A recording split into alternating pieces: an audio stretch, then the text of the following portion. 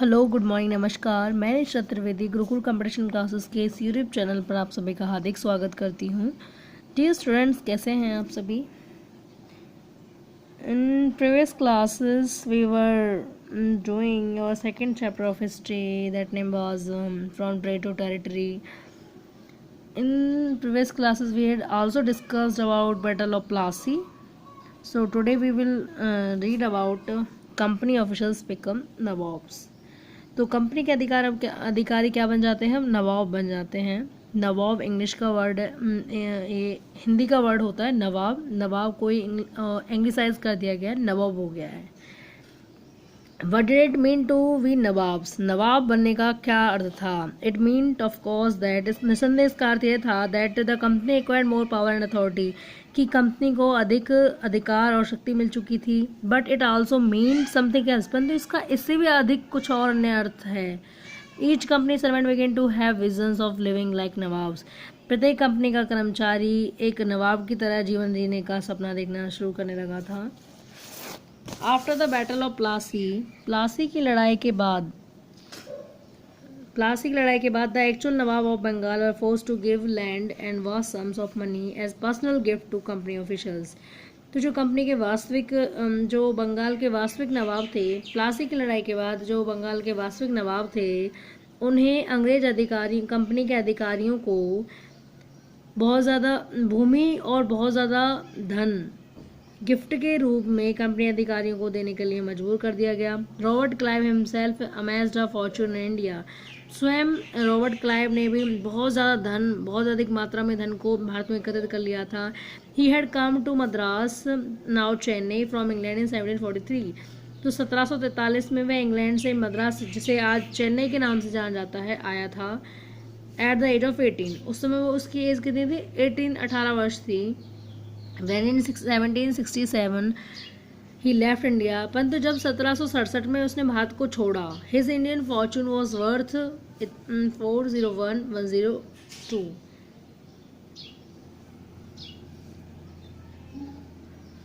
सो उस टाइम उसकी जो वर्थ थी, उस टाइम में उसके पास धन था, वो 4,01,102 पाउंड था. इंटरेस्टिंगली, मजे की बात यह है कि when he was appointed governor for Bengal in 1764, जब 1764 में उसे बंगाल का गवर्नर नियुक्त किया गया था, he was asked to remove corruption in company administration. तो उससे कंपनी प्रशासन में जो भी भ्रष्टाचार है उसको समाप्त करने के लिए कहा गया. But he was himself cross examine in 1772 by the British parliament. परंतु 1772 में ब्रिटिश संसद के द्वारा वह खुद ही जो है प्रश्नों के कटघरे में खड़ा हो गया. Which was suspicious of his vast wealth. और उसे किस लिए कटघरे में खड़ा किया गया? क्योंकि उसके पास इतनी सारी जो धन संपत्ति थी, उसी को लेकर के संदेह के घेरे में से खड़ा किया गया. ऑल्दो यद्यपि ही वॉज एक्विटेड, उसे निर्दोष साबित कर दिया गया. But he committed suicide in 1774. परंतु 1774 में वो खुद ही आत्महत्या कर लेता है. हाउएवर, किंतु not all company official succeeded in making money like Clive. सभी कंपनी अधिकारी क्लाइव के जैसे धन संपत्ति बनाने में सफल नहीं रहे. Many died an early death in India due to disease and war.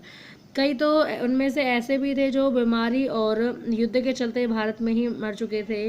And it would not be right to regard all of them as corrupt and dishonest. तो हमें कोई अधिकार नहीं है इन लोगों को भ्रष्टाचार और बेईमानी के साथ जोड़ने का.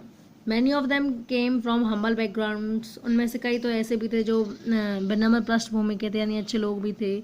And their uppermost desire was to earn enough in India.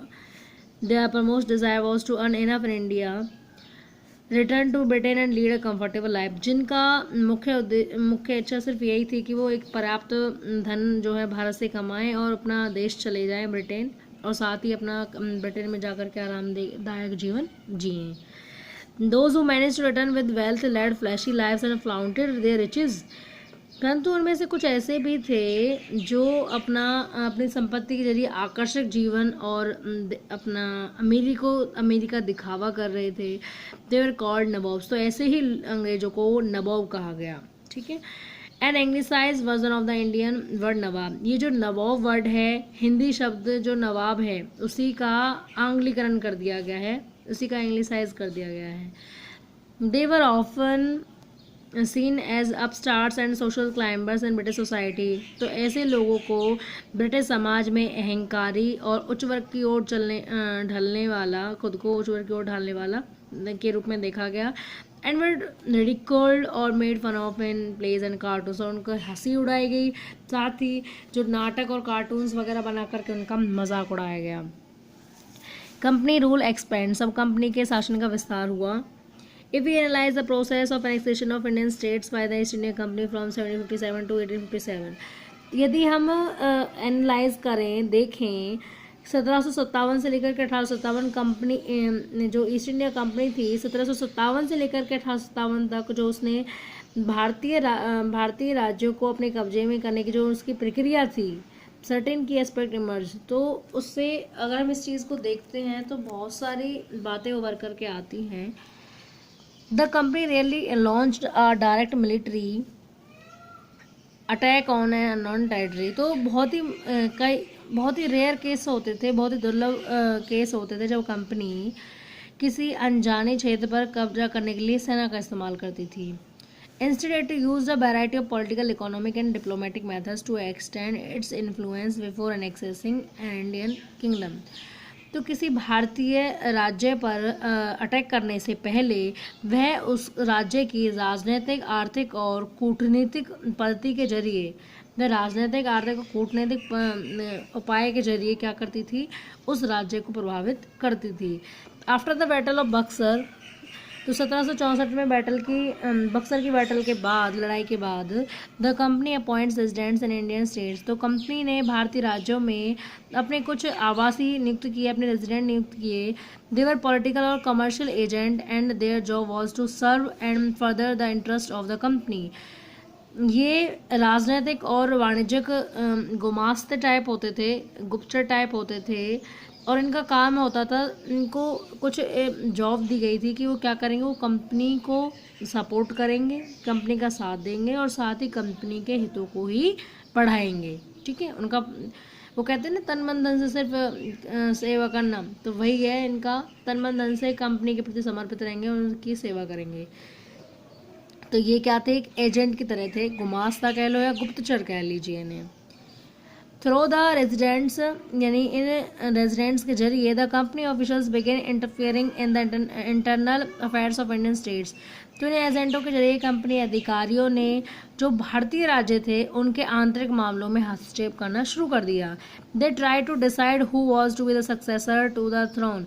अब वे यह भी निर्णय लेने लगे कि सिंहासन पर कौन उत्तराधिकारी होगा, सिंहासन का कौन उत्तराधिकारी होगा, and who was to be appointed in administrative post, और किसकी प्रशासनिक पदों पर नियुक्ति की जाएगी। समटाइम्स, कई बार the company force the states into a subsidiary alliance. कई बार कंपनी राज्यों को सहायक संधि में मिलाने के लिए भी बाध्य करती थी। According to the terms of this alliance, सहायक संधि के अनुसार Indian rulers were not allowed to have their independent arm forces. तो भारतीय शासकों को अपनी स्वतंत्र आर्मी रखने का, अपनी स्वतंत्र सैन्य बल रखने का कोई अधिकार नहीं था। They were to be protected by the company. अब उनकी सुरक्षा कंपनी के द्वारा की जाएगी,